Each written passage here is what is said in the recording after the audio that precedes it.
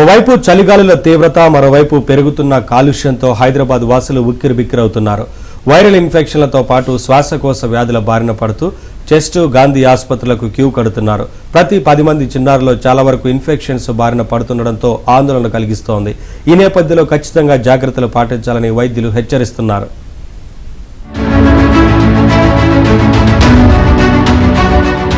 హైదరాబాద్ లో చలి తీవ్రత విపరీతంగా పెరిగిపోతోంది. ఉదయం రాత్రి వేళల్లో చలి తీవ్రత ఎక్కువగా ఉంటోంది. ఉదయం నుంచే చల్లటి గాలులు మొదలవుతూ ఉండగా సాయంత్రం 6 గంటల తర్వాత చలి తీవ్రత క్రమక్రమంగా పెరుగుతోంది. ముఖ్యంగా రోడ్లపై పనిచేసే పారిశుద్ధ్య కార్మికులు, పాల వ్యాపారులు, ఉదయాన్నే పనులకు వెళ్లేవాళ్లు తీవ్ర ఇబ్బందులు ఎదుర్కొంటున్నారు. చలి నుంచి ఉపశమనం పొందేందుకు పడరాని పాట్లు పడుతున్నారు.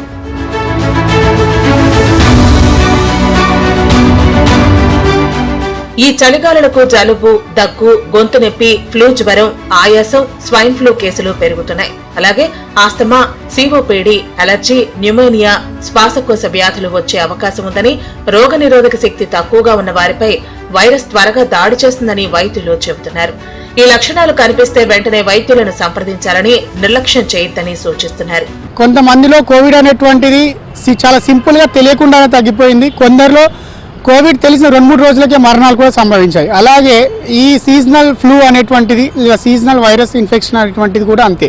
మనలో ఇమ్యూనిటీని బట్టి దాదాపు చాలా మందిలో వారం రోజుల పాటు ఉండి దానంతట అదే తగ్గిపోయేటువంటి అవకాశం ఉంటుంది. కానీ కొందరిలో ఎవరిలైతే కోమార్బిడ్ కండిషన్ ఉండడం కానీ, ఇమ్యూనిటీ తక్కువగా ఉన్న వారిలో వ్యాధి యొక్క తీవ్రత అనేటువంటిది అధికం అవ్వడం, అంటే మనము లక్షణాలు కనపడుతున్నప్పటికీ ఆ లక్షణాలు ముఖ్యంగా దగ్గు, జలుబు, ఆయాసం లేదా ఛాతీలో మంట, నొప్పి ఇవి ఉన్నప్పటికీ మనం అశ్రద్ధ వహించడం వల్ల, అంటే నార్మల్గా 2-3 రోజులు వెయిట్ చేయొచ్చు, మనం దానికి సంబంధించినటువంటి ప్రికాషనరీ మెజర్స్ తీసుకోవచ్చు, బేసిక్ మెడిసిన్స్ కూడా తీసుకోవచ్చు. కానీ వీటి తీవ్రత అధికమైనప్పుడు కూడా మనం దాన్ని అలసత్వం చేయడం వల్ల ప్రాణాల మీదకి కూడా వచ్చేటువంటి అవకాశం ఉంటుంది. చలికాలంలో శ్వాసకోశ వ్యాధుల బారిన పడకుండా ఉండాలి అంటే తగిన జాగ్రత్తలు తీసుకోవాల్సిన అవసరం ఎంతైనా ఉంది. ముఖ్యంగా చిన్నపిల్లలను చలిగాలిలో తిప్పకుండా వెచ్చని వాతావరణంలో ఉండేలా చూడాలని వైద్యులు సూచిస్తున్నారు. తప్పనిసరి బయటకు తీసుకువెళ్లాల్సి వస్తే జాగ్రత్తలు తీసుకోవాలని చెబుతున్నారు. పిల్లల్లో మనం అనుకున్నట్లుగా కొంత ఇమ్యూనిటీ ఎంతైనా పెద్దవారి కంటే తక్కువగా ఉంటుంది కాబట్టి వారిలో వైరల్ ఇన్ఫెక్షన్స్ అనేది ఫాస్ట్గా స్ప్రెడ్ అయ్యేటువంటి అవకాశము, లక్షణాలు కూడా కొంచెం తీవ్రంగా ఉండేటువంటి అవకాశం ఉంటుంది. కాబట్టి పిల్లలకి ఎవరికైనా ఈ లక్షణాలుగా ఫ్లూ లక్షణాలు కానీ వైరల్ ఇన్ఫెక్షన్స్ కానీ ఉన్నప్పుడు వారికి తగిన రెస్ట్ ఇవ్వడము, అంటే ఇంట్లోనే ఉండి వారికి ట్రీట్మెంట్ తీసుకోవడము.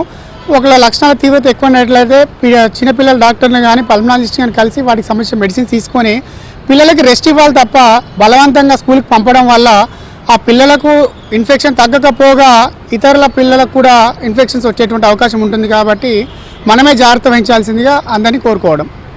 ఇప్పటికే చెస్ట్, ఉస్మానియా, గాంధీ, ఫీవర్ ఆసుపత్రుల ఓపీ విభాగానికి వచ్చే రోగుల్లో సీజన్ కు సంబంధించిన కేసులు పెరుగుతున్నాయి.